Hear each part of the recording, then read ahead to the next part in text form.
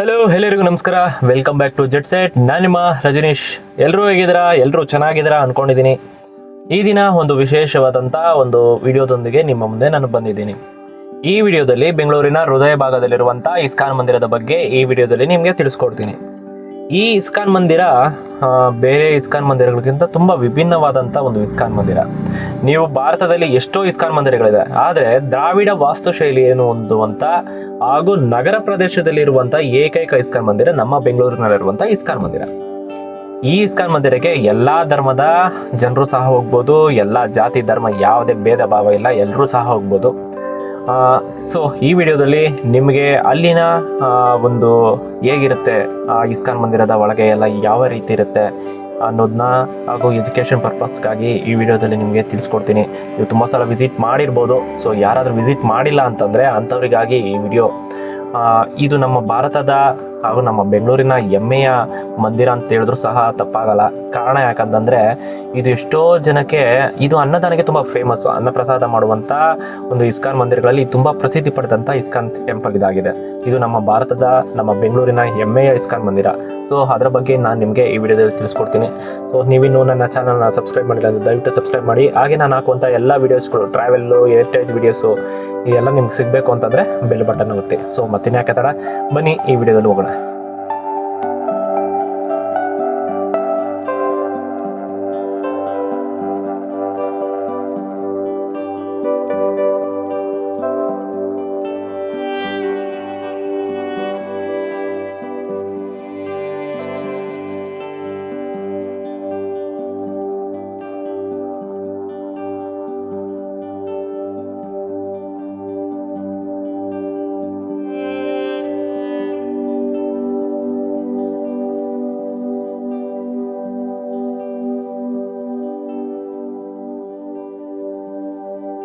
ಬೆಂಗಳೂರಿನ ಹೃದಯ ಭಾಗದಲ್ಲಿರುವಂಥ ಇಸ್ಕಾನ್ ಮಂದಿರ ಇದಿರೋದು ಬೆಂಗಳೂರಿನ ಮಹಾಲಕ್ಷ್ಮಿ ಲೇಔಟಲ್ಲಿ. ಇದು ನಮ್ಮ ಬೆಂಗಳೂರಿನ ಒಂದು ಪ್ರಸಿದ್ಧವಾದಂಥ ಪ್ರತಿದಿನ ಟೂರಿಸ್ಟ್ ಬರುವಂಥ ಒಂದು ಮಂದಿರ ಇದಾಗಿದೆ. ನಿಮಗೆ ಪಾರ್ಕಿಂಗ್ ಸ್ಪೇಸ್, ಒಂದು ದೊಡ್ಡ ಪಾರ್ಕಿಂಗ್ ಸ್ಪೇಸ್ ಇದೆ, ತೊಂದರೆ ಇಲ್ಲ. ಸೊ ಅಲ್ಲಿ ಪಾರ್ಕಿಂಗ್ ಸ್ಪೇಸ್ ಎಲ್ಲ ಮಾಡಿ ನಿಮ್ಮ ಸ್ಲಿಪ್ಪರೆಲ್ಲ ಅಲ್ಲಿ ಬಿಟ್ಟು ನೀವು ಎಂಟ್ರಿ ಆಗಬೇಕಾಗತ್ತೆ ಇಸ್ಕಾನ್ ಮಂದಿರದೊಳಗೆ. ನೀವು ಒಳಗೆ ಎಂಟ್ರಿ ಆಗಿದ ತಕ್ಷಣ ನಿಮಗೆ ಎಲ್ಲ ಕಡೆ ನಿಮಗೆ ಭಗವದ್ಗೀತೆಯ ಶ್ಲೋಕಗಳೆಲ್ಲ ಹಾಕಿರ್ತಾರೆ. ಈ ಇಸ್ಕಾನ್ ಮಂದಿರ ನಮ್ಮ ಭಾರತ ದೇಶದಲ್ಲಿ ದ್ರಾವಿಡ ಶೈಲಿಯಲ್ಲಿ ಇರುವಂಥ ಏಕೈಕ ಇಸ್ಕಾನ್ ಮಂದಿರ ಇದಾಗಿದೆ. ಇದು ಒಂದು ಚಿಕ್ಕದಾದಂಥ ಗುಡ್ಡ ಪ್ರದೇಶದಲ್ಲಿ ನಿರ್ಮಾಣ ಮಾಡಿದಂಥ ಒಂದು ಇಸ್ಕಾನ್ ಮಂದಿರ. ನಾನು ಚಿಕ್ಕವನಾಗಿರ್ಬೇಕಾದ್ರೆ ನಾನು ಕೆಂಪೇಗೌಡ ಲೇಟಲ್ಲಿದ್ದೆ. ಅಲ್ಲಿಂದ ಈ ಇಸ್ಕಾನ್ ಮಂದಿರದ ಗೋಪುರ ನಿರ್ಮಾಣ ಮಾಡೋದು ಅಲ್ಲಿವರೆಗೂ ಕಾಣಿಸ್ತಾ ಇತ್ತು. ಈಗ ಎಲ್ಲ ಕಡೆ ಬಿಲ್ಡಿಂಗ್ಗಳು ಅದು ಇದಾಗಿ ಇವಾಗೆಲ್ಲ ಕವರ್ ಆಗೋಗಿದೆ, ಏನು ಕಾಣಿಸೋದಿಲ್ಲ. ಈ ಇಸ್ಕಾನ್ ಮಂದಿರದ ಮತ್ತೊಂದು ವಿಶೇಷತೆ ಏನಂದರೆ ನಮ್ಮ ಭಾರತ ದೇಶದಲ್ಲಿ ನಗರ ಪ್ರದೇಶದಲ್ಲಿರುವಂಥ ಏಕೈಕ ಇಸ್ಕಾನ್ ಮಂದಿರ ಇದಾಗಿದೆ. ನಿಮಗೆ ಮೊದಲಿಗೆ ಸಿಗೋದೇ ಹರಿನಾಮವನ್ನು ಜೋರಾಗಿ ಜಪಿಸುವಂಥ ಒಂದೊಂದು ಸ್ಟೆಪ್ಸಲ್ಲೂ ನೀವು ಹರಿನಾಮವನ್ನು ಜೋರಾಗಿ ಜಪಿಸ್ಬೇಕು. ಒಂದು ವೇಳೆ ಅದಾಗಲಿಲ್ಲ ಅಂದರೆ ನೀವು ಡೈರೆಕ್ಟಾಗಿ ನೀವು ಎಂಟ್ರಿ ಕೊಡ್ಬೋದು. ಒಂದೊಂದು ಎಂಟ್ರಿ ಪಾಯಿಂಟಲ್ಲೂ ನಿಮಗೆ ಬೇರೆ ಬೇರೆಯ ದೇವರುಗಳನ್ನು ನೀವು ಒಂದೊಂದು ದೇವಸ್ಥಾನದಲ್ಲಿ ದರ್ಶನ ಮಾಡ್ಕೊಂಡು ನೀವು ಹೋಗ್ಬೋದು. ಇಲ್ಲಿಗೆ ಪ್ರತಿದಿನ ಟೂರಿಸ್ಟ್ ಬರ್ತಾನೆ ಇರ್ತಾರೆ. ಕೇವಲ ವಿಶೇಷ ದಿನಗಳಲ್ಲಿ, ವೀಕೆಂಡಲ್ಲಿ ಮಾತ್ರ ಅಂತಲ್ಲ, ಪ್ರತಿದಿನ ಇಲ್ಲಿಗೆ ಟೂರಿಸ್ಟ್ ಬರ್ತಾನೆ ಇರ್ತಾರೆ.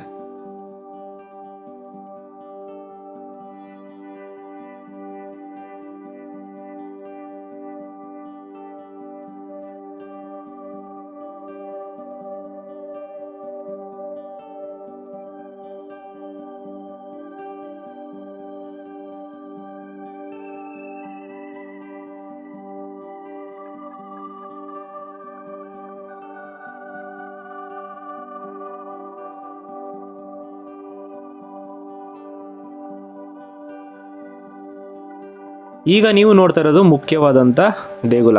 ಇಲ್ಲಿ ನಿಮಗೆ ಕೃಷ್ಣನ ದರ್ಶನ ನಿಮಗೆ ಮಾಡಲಿಕ್ಕೆ ಸಾಧ್ಯ. ಇಲ್ಲಿ ನಿಮಗೆ ಒಳಗೆ ಫೋಟೋಸ್ ಎಲ್ಲ ಅಲೋ ಇರೋದಿಲ್ಲ. ಸೊ ಸ್ವಲ್ಪ ಕೇರ್ಫುಲ್ ಆಗಿರಿ.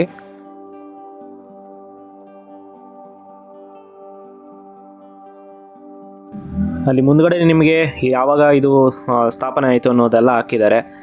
ನೀವು ದೇಗುಲದ ದರ್ಶನ ಎಲ್ಲ ಮಾಡಿ ನೀವು ಕೆಳಗಡೆ ಹೋದರೆ ನಿಮಗೆ ಒಂದೊಂದು ಪ್ರದೇಶದಲ್ಲಿ ಒಂದೊಂದು ರೀತಿಯ ಸ್ಟಾಲ್ ಸಿಗುತ್ತೆ. ಒಂದು ಕಡೆ ಬುಕ್ಸ್ ಎಲ್ಲ ಸಿಗುತ್ತೆ.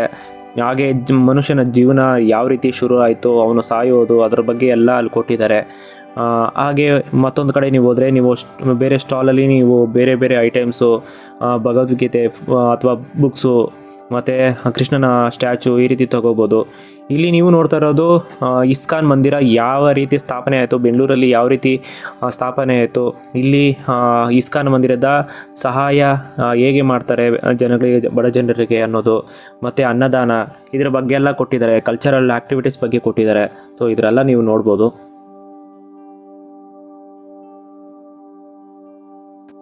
ಇಲ್ಲಿ ಇನ್ನೊಂದು ವಿಶೇಷತೆ ಏನಂದರೆ, ಇಲ್ಲಿ ನಿಮಗೆ ನಮ್ಮ ಭಾರತ ದೇಶದ ಎಲ್ಲ ಭಾಷೆಗಳಲ್ಲೂ ಸಹ ನಿಮಗೆ ರಾಮಾಯಣ, ಮಹಾಭಾರತ, ಭಗವದ್ಗೀತೆಯ ಮತ್ತು ಕೃಷ್ಣನ ನಾಮಗಳು, ಹೀಗೆ ಎಲ್ಲ ಪ್ರಾರ್ಥನಾ ಬುಕ್ಗಳು ಸಹ ನಿಮಗೆ ಎಲ್ಲ ಭಾಷೆಯಲ್ಲೂ ಸಹ ಸಿಗುತ್ತೆ.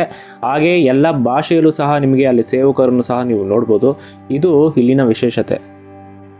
ನಿಮಗೆ ಕಡೆಯದಾಗಿ ಸಿಗುವಂಥದ್ದು ಒಂದು ಫುಡ್ ಸ್ಟಾಲು. ನಿಮಗೆ ಎಲ್ಲ ರೀತಿಯ ಫುಡ್ಡು ಅಲ್ಲಿ ಸಿಗುತ್ತೆ. ಇದು ಕಂಪ್ಲೀಟಾಗಿ ವೆಜ್ ಆಗಿರುತ್ತೆ. ಇಲ್ಲಿ ಯಾವುದೇ ಕಾರಣಕ್ಕೂ ನಾನ್ ವೆಜ್ ಅಲೋ ಇಲ್ಲ. ಅಲ್ಲೆಲ್ಲ ಟೇಸ್ಟ್ ಎಲ್ಲ ತುಂಬ ಚೆನ್ನಾಗಿರುತ್ತೆ. ಸೊ ಅಲ್ಲಿಂದ ನೀವು ಮುಂದೆ ಹೋಗಿದ ತಕ್ಷಣ ನಿಮಗೆ ಒಂದು ಫಾಲ್ಸ್ ರೀತಿ ಎಲ್ಲ ಕಾಣಿಸುತ್ತೆ, ಒಂದು ಪಾಂಡ್ ರೀತಿ. ಅದೆಲ್ಲ ನೀವು ಅಲ್ಲಿ ನೋಡಿಕೊಂಡು ಫೋಟೋಶೂಟ್ ಎಲ್ಲ ಮಾಡ್ಬೋದು. ತುಂಬ ಚೆನ್ನಾಗಿದೆ ಅದೆಲ್ಲ.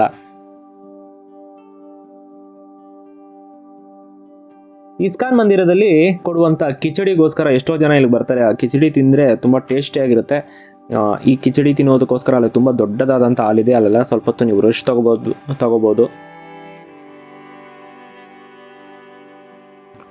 ಈಗ ನೀವು ನೋಡ್ತಾ ಇರೋದು ಇದು ಫೋಟೋಶೂಟ್ಗಾಗಿ ಇರುವಂಥ ಒಂದು ಜಾಗ. ಇಲ್ಲಿ ಬೇಕಾದರೆ ನೀವು ಫೋಟೋಶೂಟ್ ಎಲ್ಲ ಮಾಡ್ಬೋದು. ಇಲ್ಲಿ ಸ್ವಲ್ಪ ಹೊತ್ತು ರೆಸ್ಟ್ ತಗೋಬೋದು. ಆ್ಯಕ್ಚುಲಿ ಇದು ಸಾಯಂಕಾಲ ಹೊತ್ತು ತುಂಬ ಬ್ಯೂಟಿಫುಲ್ಲಾಗಿ ಕಾಣಿಸುತ್ತೆ. ಸನ್ಸೆಟ್ ಆಗ್ತಾ ಇರುವಾಗ ಆ ಗೋಪುರದ ಪಕ್ಕದಲ್ಲಿ ನಿಮಗೆ ಸನ್ಸೆಟ್ ಆಗುತ್ತೆ, ತುಂಬ ಬ್ಯೂಟಿಫುಲ್ ಆಗಿರುತ್ತೆ. ಸೊ ಅಲ್ಲಿ ನೀವೆಲ್ಲ ಫೋಟೋಸ್ ತೊಗೊಂಡು ಆಮೇಲೆ ನಿಮ್ಮ ಪ್ರಯಾಣನ ಮುಂದುವರಿಸ್ಬೋದು.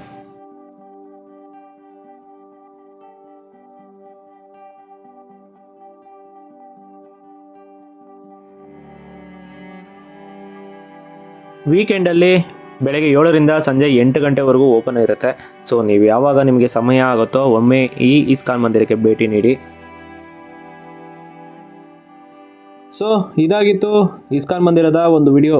ಐ ಹೋಪ್ ನಿಮಗೆ ವಿಡಿಯೋ ಇಷ್ಟ ಆಗಿದೆ ಅಂದ್ಕೊಂಡಿದ್ದೀನಿ. ಇಷ್ಟ ಆಗಿದರೆ ದಯವಿಟ್ಟು ಲೈಕ್ ಮಾಡಿ, ಕಮೆಂಟ್ ಮಾಡಿ. ಮತ್ತಷ್ಟು ಟ್ರಾವೆಲ್ ವಿಡಿಯೋಸ್ ಮತ್ತು ಹೆರಿಟೇಜ್ ವಿಡಿಯೋಗಳಿಗಾಗಿ ನನ್ನ ಚಾನಲ್ನ ಸಬ್ಸ್ಕ್ರೈಬ್ ಮಾಡಿ, ಬೆಲ್ ಬಟನ್ನ ಒತ್ತಿ.